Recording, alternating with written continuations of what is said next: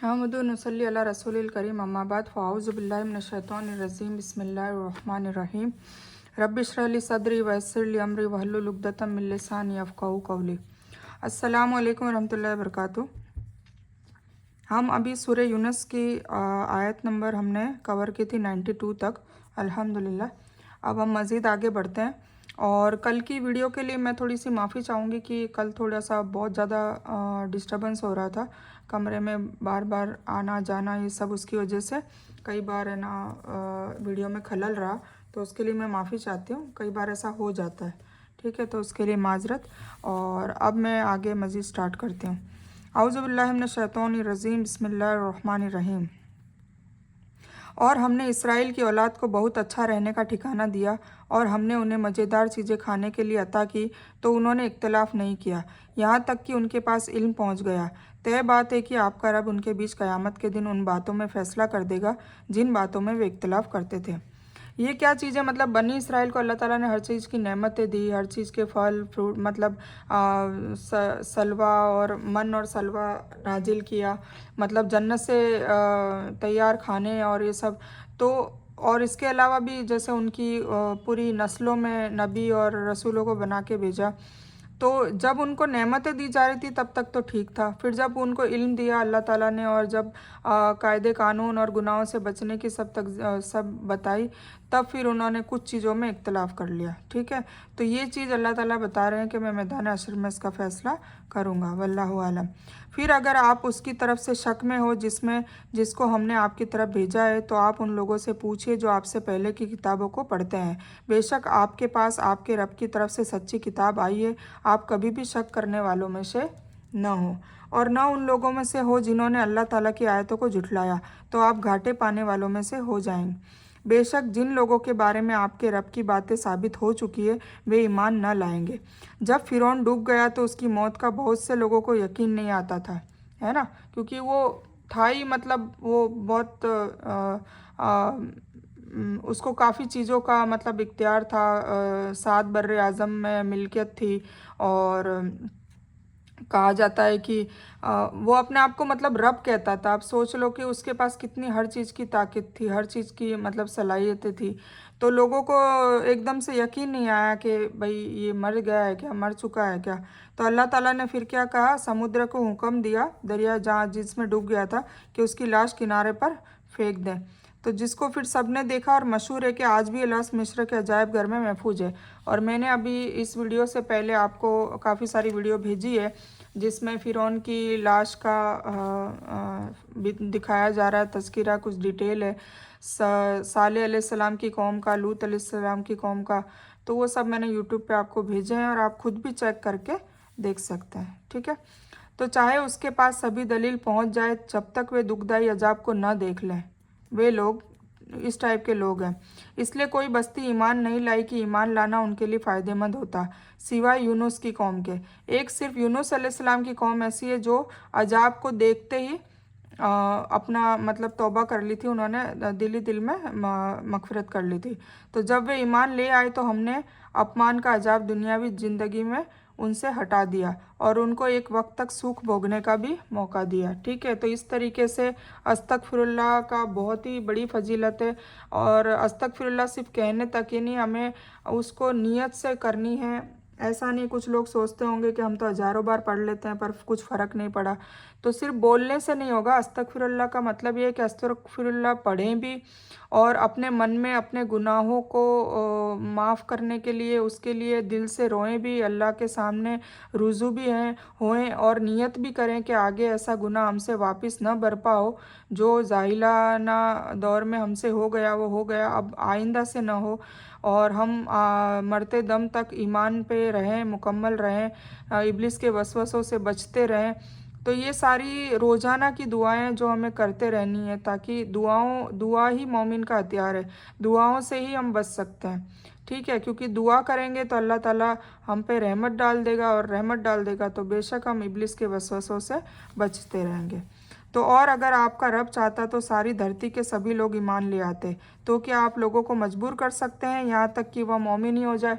है ना, इसलिए दीन में जबर नहीं है, क्योंकि हिदायत देने वाला अल्लाह है। नसीहत देने के लिए कहा है सभी को, इवन रसूल और नबी सभी को ये कहा कि आप नसीहत देते रहो। हिदायत देने का काम किसका है? अल्लाह का है, क्योंकि अल्लाह दिलों के राज जानता है, और जो दिली दिल में हिदायत मांगता है उसी की हिदायत कबूल होती है, उसी की दुआ कबूल होती है। आप कह दीजिए कि तुम ख्याल करो कि क्या क्या चीज़ें आकाशों और धरती में हैं, और जो लोग ईमान नहीं लाते उनको दलील और तंबीह का कोई फ़ायदा नहीं होता है ना। जिसको ईमान लाना ही नहीं है तो उसको ना तो कोई मौजज़े का कोई असर होगा, चाहे फरिश्ते ला के खड़े कर दे, या कोई ऐसा सिस्टम ला के खड़ा कर दें, या उसको कोई सबूत ला पेश कर दें। जिसको ईमान नहीं लाना है वो नहीं लाएगा, वो 10 बहाने और करेगा। ठीक है, तो अल्लाह ताला ने कई कौमों को मौजज़े भी दिखाए, किसी को क्या किसी को क्या, पर उनमें भी जिनको ईमान नहीं लाना था वो नहीं लाए, है ना। तो जिन बस्तियों को हमने तबाह किया उनमें से कोई एक बस्ती ऐसी क्यों ना हुई जो ऐसा ईमान लाती जो उनके लिए फ़ायदेमंद होता। हाँ, केवल यूनुस की कौम ऐसी हुई कि जब वह ईमान ले आई तो अल्लाह ने उससे अजाब दूर कर दिया।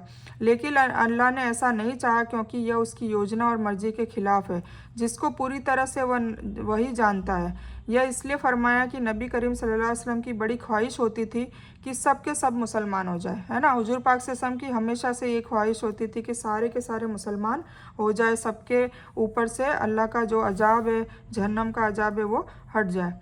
अल्लाह ताला ने फरमाया यह नहीं हो सकता, क्योंकि अल्लाह की मर्जी जो ऊंची हिकमत और बेहतरीन मसलियत पर मबनी है, उसकी यह मांग नहीं। इसलिए आगे फरमाया कि आप लोगों को ताकत के जोर पर ईमान लाने पर कैसे मजबूर कर सकते हो, जबकि आप सल्लल्लाहु अलैहि वसल्लम के अंदर न इसकी ताकत है न उसके आप जिम्मेदार है, और आपको कोई जिम्मेदार भी नहीं ठहरा रहा है। बस आपने जो कोशिश करनी थी 23 सालों में जितने लोग हो चुके, है ना। इसी तरह हम लोगों के लिए भी है, यही कानून है कि हमें कोशिश करते रहना है, दावत देते रहनी है, नेकी का काम करने को करते रहना है, करते भी रहना है, और बुराई से खुद भी बचते रहना है, लोगों को बचने के लिए बोलते रहना है। पर ये नहीं कि हम किसी एक इंसान के ऊपर आकर अटक जाएं कि अरे ये तो ईमान ही नहीं ला रहा, ये कब लाएगा, ये कब लाएगा, तो उससे होगा टाइम वेस्ट।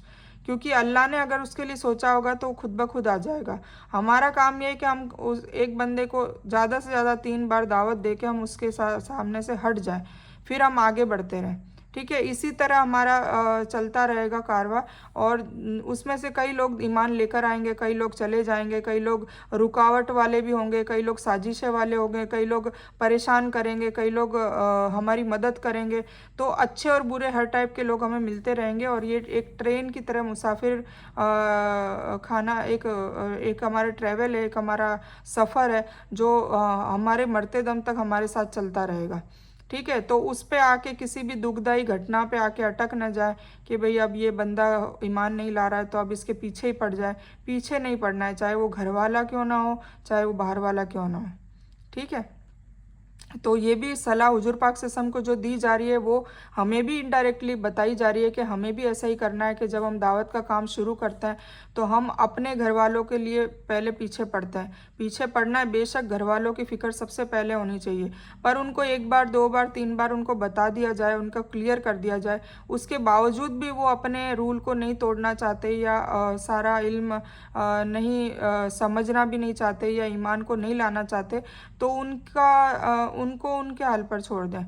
ज़बरदस्ती किसी को करने की ज़रूरत नहीं है। ठीक है, क्योंकि हिदायत देने वाला जो काम है वो अल्लाह का है। हाँ, ये ज़रूर है कि आप अपने अपनों के लिए दुआएं मांगे, उनके लिए रोज़ाना दुआएं मांगे कि या अल्लाह ताला इनको हिदायत दे, इनको तो वो दुआएं आपको मैंने वर्कशॉप नंबर 1 में बताई दी है कि फ़ैमिली के लिए कौन सी है। जैसे अपने शौहर और बच्चों के लिए रब्बना हबलना मिन अज़वाजिना व ज़ुर्रिय्यातिना कुर्रता अयुन वजअलना लिल मुत्तक़ीना इमामा है।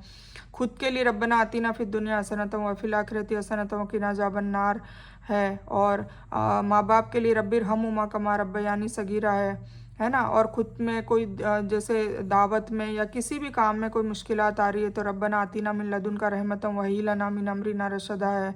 तो इस तरीके से आप दुआएं मांगे तो दुआओं से बेशक अल्लाह ताला दिल फेरता है, तो इंशाल्लाह उनके दिल फिरेंगे। तो एक वक्त जब भी अल्लाह ताला ने मुकर्रर करा होगा उस वक्त हो जाएंगे।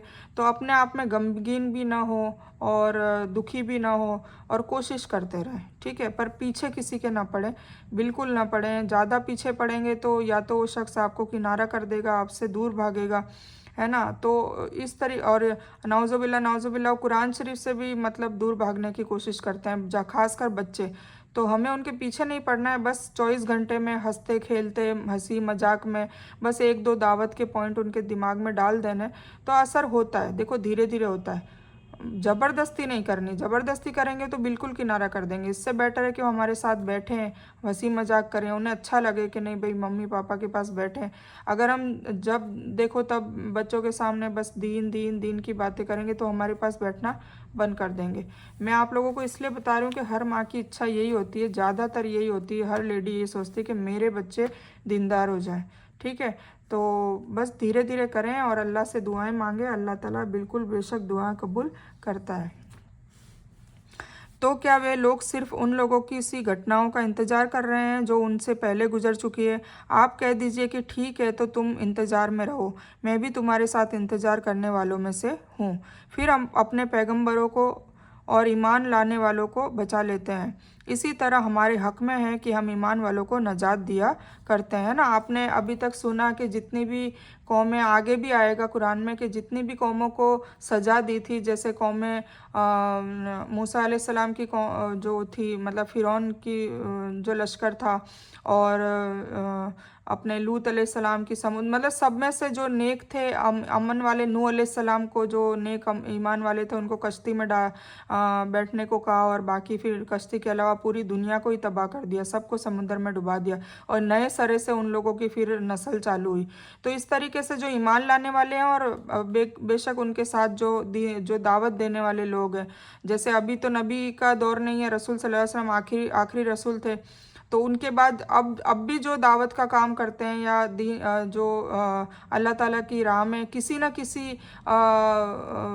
तरह से मशगूल है। मतलब खाली ये नहीं कि दावत का काम, कोई खिदमत में मशगूल है, कोई क्या, मतलब सबके अलग अलग तरीके होते हैं जो अल्लाह ताला की, क्यों अल्लाह ताला ने एक पूरी एक लिस्ट बनाई है, हामिदून, साजिदून, राकियून, आम्र बिल मारूफ, नही अनिल मुनकर, फिर कारियून, राकियून, बहुत सारी, मतलब इतनी सारी डिटेलिंग बताई है कि ये सभी लोग मेरे बंदे हैं, मतलब जो मेरी राह में कदम रख रहे हैं। जैसे कुछ लोगों का आपने देखा होगा, कुछ तंजीमें ऐसी है जो दावत का काम नहीं करती पर वो रात दिन खिदमत में लगी रहती है। जैसे कोई भी हो, हिंदू हो, मुस्लिम हो, उनको बीमार होते हैं तो उनके लिए एम्बुलेंस की तैयारी करवाना, या कोई भी मरीज़ है उसको सपोर्ट करना।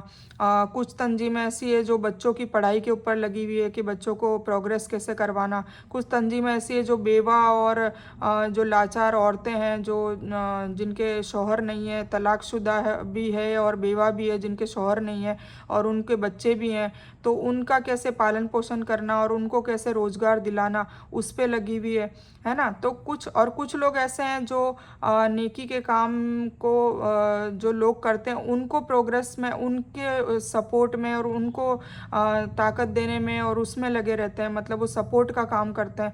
तो कैसा भी काम हो जो अल्लाह के लिए खालिसतन हो, अल्लाह की रज़ा के लिए किया गया हो, इस नीयत से किया गया हो, और बस ये है कि उनको उनका जो काम करने का जो वो जज्बा है वो सिर्फ़ और सिर्फ इसीलिए आ रहा है कि बस मुझे इसके बदले मुझे जन्नत मिल जाए। तो इंशाल्लाह उनको इस चीज़ की कामयाबी भी फिर मिलती है। तो ऐसे लोगों को फिर जैसे ऐसे जब अजाब आते हैं, जब अजाब नाजिल आते हैं, तो ऐसे लोगों को बचा लिया जाता है।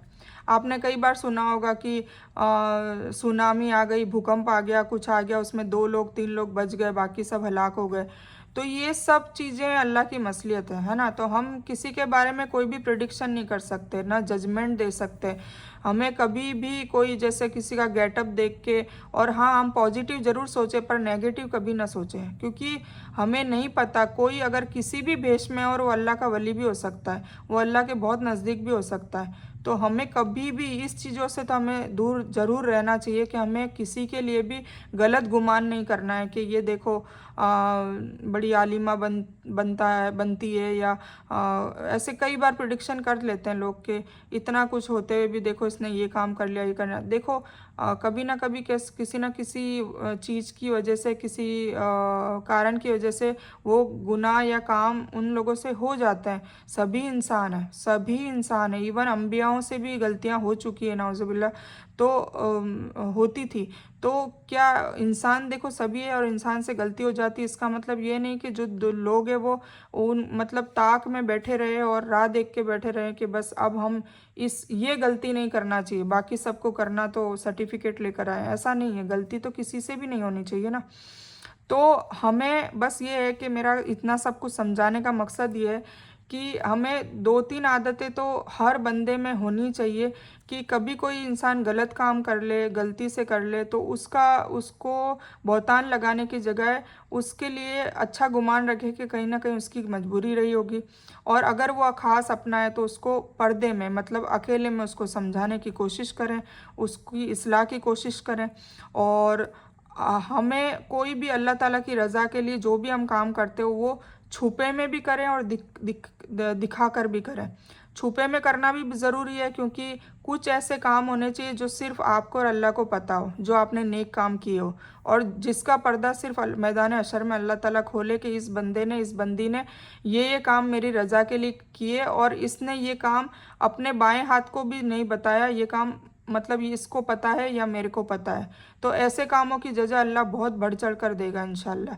क्यों? क्योंकि जो छुप के काम किए होते हैं उसमें दिखावा बिल्कुल नहीं होता, तो उसमें ना तो रियाकारी आती है, ना कोई घमंड का जज्बा आता है, ना कुछ आता है, क्योंकि वो छुप के किए होते हैं, है ना। तो कुछ ऐसे काम भी होने चाहिए, कुछ क्या ज़्यादातर ऐसे काम होने चाहिए, और दिखाकर भी हमें नेकियां करनी ज़रूरी है। क्योंकि ये चीज़ भी मुझे भी अब पता चली, मैं भी यही सोचती थी कि बस ज़्यादातर नहीं, हमें छुप कर ही करना है, लोगों को पता ना चले, लोग हमारे लिए गुमान ही ना करे कि ये बंदा या बंदी इतने नेक काम या ऐसी खिदमत के काम करती भी है, पता ही नहीं चलना चाहिए, ये मेरे दिमाग में था। पर जब मुझे एक लेडी है, उन्होंने कंसेप्ट क्लियर करा के दिखा के करना भी ज़रूरी है। क्यों ज़रूरी है? क्योंकि एक तो मैंने आज जो ऑडियो डाला कि हुजूर पाक सल्लल्लाहु अलैहि वसल्लम की इमेज लोगों को बताने के लिए करना ज़रूरी है, वो हमारी नीयत होनी चाहिए। एक ये कि हम जब नेकी का काम ऐसा करते हैं तो हमसे मुतासिर होकर 2 लोग और नेकी का काम करते हैं, तो वो भी हमारे लिए फ़ायदेमंद हो जाता है। तो हमारे को देख हम सदका जारिया भी बनते हैं और लोग भी आगे बढ़ चढ़ कर फिर नेकी का काम करने के लिए प्रोत्साहित होते हैं, तो अल्लाह के काम में मदद मिलती है। और ये कि जो नॉन मुस्लिम्स है वो भी देखते हैं कि भाई मुसलमान, क्योंकि मुसलमानों की इमेज ऐसा नहीं है कि सारे कोई ख़राब है, अच्छे काम करते हैं, पर्दे में बहुत खिदमत के काम होते हैं जब जहाँ नाम भी नहीं बताया जाता और बंद मुट्ठी किया जाता है, तो इसीलिए भी इमेज सामने नहीं आती। तो कभी कभी करके दिखाने से क्या नॉन मुस्लिम्स भी देखते हैं कि भाई नहीं, ये लोग वाकई काम करते हैं, रहमत का काम करते हैं, और ऐसा नहीं है कि मुसलमान सारे ही ख़राब है। तो वो जब मुसलमानों की इमेज, मुसलमानों का किरदार अच्छा आएगा तो ऑटोमेटिक उनके गुरुजी मतलब हुजूर पाक सल्लल्लाहु अलैहि वसल्लम का किरदार ऑटोमेटिक अच्छा आएगा, है ना। तो इस वजह से भी दिखा के करना ज़रूरी है। तो ये 2-3 काम और एक तीसरा काम ये कि हिदायत की दुआ ज़रूर ज़रूर ज़रूर मांगे, खुद के लिए भी और सारे अपने लोगों के लिए भी। हिदायत की दुआ मांगने से हिदायत मिलती है, ठीक है। तो खुद भी मांगे, अपने बच्चों की भी आदत डालें कि वो ये हिदायत की दुआ मांगे खुद के लिए, अपने शौहर को, सबको मतलब ये हिदायत वाली दुआ सिखाएं, क्योंकि ये मांगनी ज़रूरी है, बिना मांगे हिदायत नहीं मिलेगी। हिदायत एक ऐसी चीज़ है जो मांगने से ही मिलती है। और दूसरा ये कि वो ऐसा नहीं कि एक बार मिल गई हिदायत तो फिर परमानेंट पास हो गए, ऐसा नहीं होता। वो मरते दम तक हमें हिदायत कंटिन्यू रहे, उसके लिए हमें रोज़ाना हिदायत की दुआ करते रहना है, और रोज़ाना फिर उसके नक्शे कदम पर मतलब नेक कामों पे चलते भी रहना है, ठीक है। तो बीच में ये अल्लाह ने ही करवा दिया, तो ये सारा मैंने इतना बयान कर दिया बीच में। तो हम कहाँ थे? पैगंबरों को और ईमान वालों को बचा लेते थे, इसी तरह हमारे हक में है कि हम ईमान वालों को नजात दिया करते हैं। आप कह दीजिए, मतलब हुजूर पाक सल्लल्लाहु अलैहि वसल्लम को कहा जा रहा है, आप कह दीजिए कि ए लोगों, अगर तुम मेरे दीन की तरफ में से शक में हो तो मैं उन देवताओं की इबादत नहीं करता जिनकी तुम अल्लाह को छोड़कर इबादत करते हो, परंतु हाँ, लेकिन हाँ, उस अल्लाह की इबादत करता हूँ जो तुम्हारी जान निकालता है और मुझको हुक्म हुआ है कि मैं ईमान वालों में से हूँ, है ना। हुजूर पाक सल्लल्लाहु अलैहि वसल्लम को डायरेक्ट कहा जा रहा है शिर्क से बचने के लिए कि आप डायरेक्ट कह दीजिए कि जो जिस देवताओं की भी तुम इबादत करते हो उसकी मैं तो करने वाला हूँ नहीं, मैं तो अल्लाह को छोड़कर किसी की इबादत नहीं करता, और मैं उस अल्लाह की इबादत करता हूँ जो तुम्हारी जानों को भी निकालते हैं, मतलब तुम्हें भी मौत को देते हैं, तुम्हारा जन्म देते हैं, उसी अल्लाह की मैं इबादत करता हूँ, और मुझे हुक्म दिया गया है कि मैं ईमान वालों में से हूँ। और यह कि यकसू होकर अपना चेहरा इस दीन की तरफ कर लेना और कभी मूर्ति पूजकों में से न बनना, है ना। मतलब शिर्क की तो बहुत बहुत बहुत हर जगह हर कदम पे बार बार याद दहानी दिलाई जा रही है, क्योंकि शिर्क ऐसा गुनाह है जिसकी अल्लाह ताला मगफिरत नहीं करेगा, तौबा मांगने से भी नहीं करेगा, मतलब तौबा मांगने से वो करेगा जो छोड़ दी जाए। अगर आप तौबा कर रहे हो और फिर भी शिर्क कर रहे हो तो फिर उसकी कोई माफ़ी नहीं है, कहने का मतलब ये है। और अल्लाह को छोड़कर कभी ऐसी चीज़ को न पुकारना जो तुझको ना कोई फ़ायदा पहुंचा सके और ना कोई नुकसान पहुंचा सके, फिर अगर ऐसा किया तो तुम उस हालत में जालिमों में से हो जाओगे। इस आयत में अल्लाह ताला अपने आखिरी पैगंबर हज़रत मोहम्मद मुस्तफ़ा सल्लल्लाहु अलैहि वसल्लम को हुक्म दे रहे हैं कि आप सल्लल्लाहु अलैहि वसल्लम लोगों पर वाजे कर दें कि आप सल्लल्लाहु अलैहि वसल्लम का रास्ता और मूर्ति पूजकों के रास्ता एक दूसरे से अलग है। हनीफ का मतलब होता है यकसू, मतलब एक तरफ होके सिर्फ और सिर्फ अल्लाह की इबादत करना, यानी हर एक दिन छोड़कर केवल दीन इस्लाम कबूल करना, मतलब सारे मजहब सारे दीन सारे धर्म छोड़ के सिर्फ इस्लाम को कबूल करना, और हर तरह से मुंह मोड़कर सिर्फ और सिर्फ एक अल्लाह की तरफ यकसू होकर मुतवज्जे होकर सबसे नाता तोड़कर अल्लाह से संबंध रखना, अल्लाह से रिश्ता रखना। यानी अगर अल्लाह को छोड़कर ऐसे देवताओं को आप पुकारेंगे जो किसी को फ़ायदा और नुकसान पहुंचाने की ताकत नहीं रखते, तो ये जुल्म होगा। जुल्म का मतलब है किसी चीज़ को उसके असल जगह से हटाकर किसी दूसरी जगह पर रख देना। इबादत चूँकि केवल उस अल्लाह का हक है जिसने सारी कायनात को पैदा किया है और ज़िंदगी के सभी वसाइल वही मुहैया करता है, और इस इबादत के हकदार ताकत को छोड़कर किसी दूसरे की पूजा उपासना करना उसका गलत इस्तेमाल है। बेशक इसलिए शिर्क को बहुत बड़ा जुल्म कहा गया है। यहाँ भी अगरचे खिताब नबी सल्लल्लाहु अलैहि वसल्लम को है, लेकिन हकीकी खिताब पूरी इंसानियत और मुसलमानों को है। मतलब अल्लाह ताला ने पूरी दुनिया बनाई, अल्लाह ताला ने सारे आलम बनाए, पूरी सृष्टि बनाई, वही है सबका रब है, वही सबको पाल रहा है पोस रहा है, उसी ने सारे इंसानों के लिए जानवरों के लिए दूसरी और चीज़ें मुहैया कराई, पेड़ पौधे फल फ्रूट पानी धूप छाँव सूरज चांद, तो वो सारी चीज़ें मतलब वो एक रब की तरह एक पालन पोषण करने मतलब एक तरबियत की तरह वो सारी चीज़ों का हमारे लिए सारा इंतज़ाम भी किया है। तो फिर बेशक उसका हक है कि हम उसकी इबादत करें, है ना, हम उसको सजदा करें, उसके लिए उसका शुक्रिया अदा करें, 5 वक्त उसका शुक्रिया अदा करें कि यार अब तूने इतना कुछ दिया। इसके अलावा भी जैसे हमें घर दिए गाड़ी दिए मकान दिए बच्चे दिए, हमें इज़्ज़त दी शोहरत दी दौलत दी, तो हमें हाथ पांव दिए, हमें कुव्वत दी ताकत दी, हमें इल्म दिया, हमें नॉलेज दिया, हमें हिकमत दी हिदायत दी नसीहत दी तौफीक दी, क्या क्या नहीं दिया है, हम जितना सोचे इतना कम है।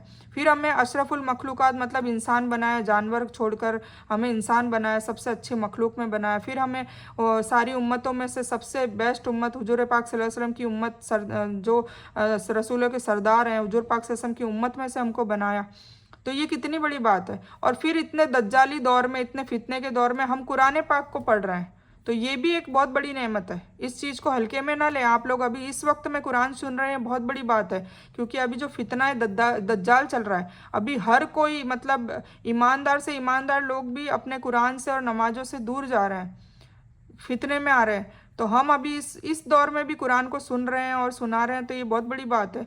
तो हमें तो अच्छा गुमान करना चाहिए, अल्लाह का बहुत बहुत शुक्रिया अदा करना चाहिए कि अल्लाह ताला ने हमें हिदायत और हिकमत दे रखी है और हमें अपनी रहमत में ढांप रखा है। हम अभी इब्लिस के वसवसे में चंगुल में नहीं आ रहे हैं, ठीक है। तो अल्लाह ताला से बस यही दुआ है कि मरते दम तक हमें हमारी मौत तक हमें ईमान पर कायम रखे। और अगर तुमको अल्लाह कोई दुख पहुंचाए तो सिवाय उसके कोई दूसरा उसको दूर करने वाला नहीं है बेशक, और अगर वह तुम्हें कोई सुख पहुंचाना चाहे तो उसके फजल को कोई हटाने वाला भी नहीं है ना। अगर एक इंसान को पूरा अल्लाह ताला अगर कोई खुशी पहुंचाना चाहे तो पूरी कायनात मिलकर उसको मतलब उसकी खुशी को छीन नहीं सकती। और इसी तरह से अगर अल्लाह ताला किसी को दुख देना चाहे उसको कोई मुसीबत देना चाहे तो पूरी कायनात मिलकर उसकी मुसीबत को दूर नहीं कर सकती, हल नहीं कर सकती, ठीक है, ये तो वाजह है। तो वह अपने फजल अपने बंदों में जिस तरह चाहे निछावर कर देता है, और वह बड़ा बख्शने वाला और बहुत रहम करने वाला है। आप कह दीजिए, ए लोगो, तुम्हारे पास तुम्हारे रब की तरफ से हक पहुंच चुका है, मतलब कुरान पाक। इसलिए जो इंसान सीधे रास्ते पर आ जाए तो वह अपने लिए सीधे रास्ते पर आएगा, अपने लिए आएगा ना। जो सीधे रास्ते पर आएगा उसको अपना खुद का फायदा है, और जो इंसान रास्ते से भटक गया तो उसका भटकना उसी पर पड़ेगा। मतलब अगर वो भटकता है तो उसका बवाल उसी पर है, किसी और को तो वो नुकसान पहुंचेगा नहीं, उसको खुद को पहुंचेगा, और उसका भटकना उसी पर पड़ेगा। और मैं तुम पर निगरान नहीं बनाया गया है ना। मतलब मैंने हर किसी का, अल्लाह ताला कह रहा है कि ठेका नहीं ले रखा कि सभी को ईमान पे लाऊंगा, सभी को मुसलमान बनाऊंगा, सभी को जन्नत दूंगा। नहीं, ये दुनिया बनाई इसलिए कि टेस्ट ले सके अल्लाह ताला। जो अच्छे काम करेगा, जो बुरे काम करेगा, हाँ ये है कि दुनिया में अल्लाह ताला का वादा है कि तुम अच्छे करो, बुरे करो, नेक काम करो, बद काम करो, जुल्म करो, जो करना है करो, तुम मुझे मानो, मतलब अल्लाह ताला को मानो या ना मानो, पर मैं सभी को सारी आराइशें पूरी कराऊंगा। तो अल्लाह ताला दे रहा है ना, मुसलमान को, हिंदू को, सिख को, ईसाई को, सारे इंसानों को, जानवर को, एलियंस को, फरिश, जो भी जिन को, जितने भी मखलूक और भी आलमों को, हमें तो पता भी नहीं कितने आलम है, तो सबको अल्लाह ताला उनकी ज़रूरतें मुहैया करवा रहे हैं, उनकी ज़रूरतें पूरी करवा रहे हैं, उनकी परवरिश कर रहे हैं, उनकी सारी आराइशों का इंतज़ाम कर रहे हैं, क्योंकि वो दुनिया में है। पर मरने के बाद, पर अभी हमारा टेस्ट चल रहा है, पर मरने के बाद फिर क्या होगा? बेशक फिर वही होगा कि जो नेक काम करेगा उसका रिजल्ट अच्छा होगा। तो अल्लाह ताला हम सबको नेक कामों, नेकोकारों में, और सीधे आमाल नामा हमारे हाथों में, सीधे हाथों में हो, बिना हिसाब किताब के जन्नत में दाखिल हो, उन लोगों में हमें शामिल करे। आमीन सुम्मा आमीन या रब्बल आलमीन। और आप उसकी इत्तबा करते रहिए जो कुछ भी वही आपके पास भेजी जाती है ना। हुजूर पाक सल्लल्लाहु अलैहि वसल्लम की इत्तबा करने का कहा जा रहा है, और सब्र कीजिए यहाँ तक कि अल्लाह फैसला कर दे। और सब्र कहने को कहा जा रहा है, कोई भी दावत वाले इंसान को सब्र की ताकीद पहले बताई जाती है कि तुम्हें सब्र करना पड़ेगा। दावत देने का काम जब तुम शुरू करोगे तो तुम्हारे सबसे पहले दुश्मन घर वाले बनेंगे, फिर आस पड़ोस वाले बनेंगे, फिर ख़ानदान वाले बनेंगे, फिर रिलेटिव्स बनेंगे, फिर दुनिया भी बन सकती है।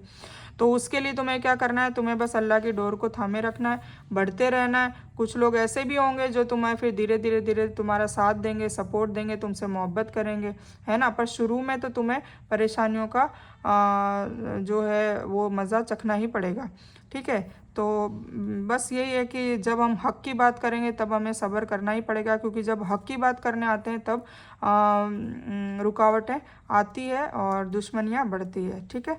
तो सब्र कीजिए यहाँ तक कि अल्लाह फ़ैसला कर दे, बस अल्लाह के फ़ैसले तक हमें सब्र करना है।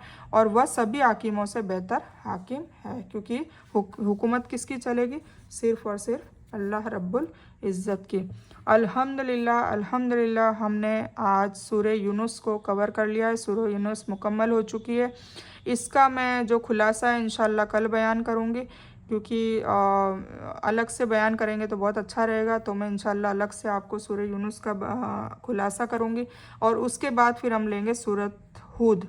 सूरत हूद आती है, ये सूरत नंबर 11 है, और अभी भी पारा नंबर भी 11 ही चल रहा है, सूरत नंबर भी 11 है, और पारा नंबर 12 बस स्टार्ट ही हो रहा है। सूरतुल हूद के 11वीं आयत में पारा नंबर 12 भी स्टार्ट हो जाएगा, ठीक है। तो अल्हम्दुलिल्लाह, हम अल्लाह ताला हमें बस इतनी तौफीक और क़ुव्वत दे कि बस कुरान शरीफ मुकम्मल हो जाए। और सिर्फ मुकम्मल ही ना हो, जब ये कुरान शरीफ मुकम्मल हो तब मेरी प्यारी बहनें मेरे साथ, मैं अपने आप की भी इस्लाह सबसे पहले चाहती हूँ, मेरे साथ आप सभी लोग इससे मुतासिर होकर इसमें जो जो अल्लाह के अहकाम है उस पर फॉलो करने लग जाए, और जो करते हैं वो और मुकम्मल हो जाए, जो नहीं करते हैं वो करने लग जाए। और जो जो कुछ हम गलत करते आए हैं, जो शिरक भी नाउज़ुबिल्लाह अगर होता है, या निफाकत हो रही है, या कोई भी ऐसी बिदात हो रही है, जो भी हो रहा है, तो वो हम छोड़ने की कोशिश करें, और बस अल्लाह की रज़ा के लिए और अल्लाह ने जो बताए हैं वही है काम हम करें, तो हम लोग भी मोमिनों में शामिल होंगे। और बस आगे से आगे बढ़ने की बढ़ चढ़ के कोशिश करें, और दीन में खुद भी आएँ और दीन में लोगों को भी बुलाएं, ताकि अल्लाह के काम में हम लोग सभी मिलकर शामिल हो। तो बस मेरी यही दुआ है कि अल्लाह हम सब की इस्लाह करे, हम सबको हिदायत दे, हम सबको हिकमत दे, क़ुव्वत दे, ताकत दे, तौफ़ीक दे, और हम सबको इस कुरान पर, इस किताबुल्लाह पर चलने की नेक तौफ़ीक अता फ़रमाए, इस पर अमल करने की हम पे ताकत दे, क़ुव्वत दे, और हमें इतनी मोहब्बत इतनी मोहब्बत इतनी मोहब्बत कुरान से दे दे कि ये कुरान खुद हमसे इतनी मोहब्बत करने लग जाए कि ये कब्र में भी हमको बचाने आए और मैदान हशर में भी हमको बचाने आए। आमीन सुम्मा आमीन या रब्बल आलमीन। यह